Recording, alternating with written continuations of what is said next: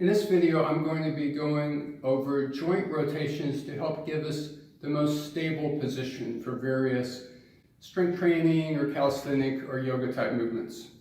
Now, first of all, in terms of the hip rotation, if my legs are below my body or in front of my body, an external rotation from the hip joint is going to give me the most stability. So for example, doing a basic squat, heels can be about hip to shoulder width, toes pointing forward, or they can turn out slightly. We don't want to turn out the toes more than 12 degrees though, because we lose our ability to generate that external rotation if the toes turn out too far. I'm going to imagine I'm standing on rotating discs that I can try to spin outward, but rather than letting the feet turn out, I just apply that pressure.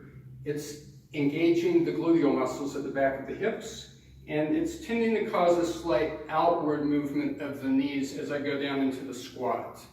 So as I'm going through the squat, thinking the external rotation from the hips, feeling it all the way down into the feet, and then the knees are tending to pull out. That's a safer position for the knees.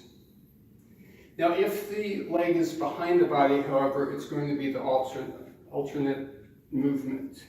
So if I'm in a stationary lunge, I do want to think about the external rotation of the front leg, but internal rotation of the back leg.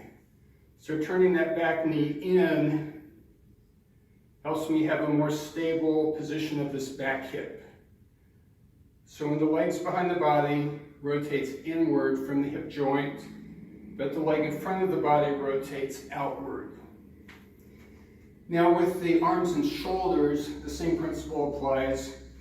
If the arms are in front of the body or overhead, we want external rotation.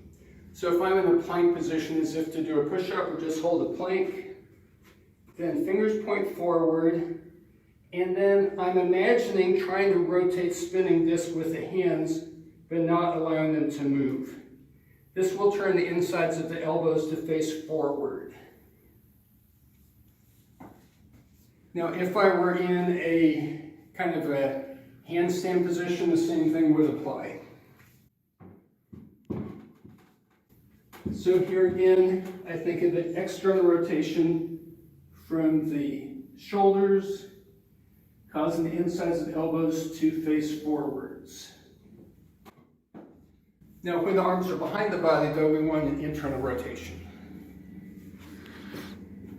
So if I'm going to do a reverse plank, hands are behind the body, fingers point forward. Here I have the internal rotation I'm generating from the shoulders.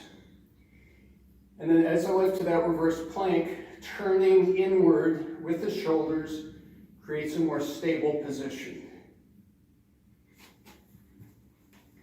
If you do have any questions about these tips, then you may leave them in the comments. If you enjoyed the video, then please hit like and subscribe. And if you'd like to be notified when I post new videos, then click the alarm bell next to the subscribe button. Thank you.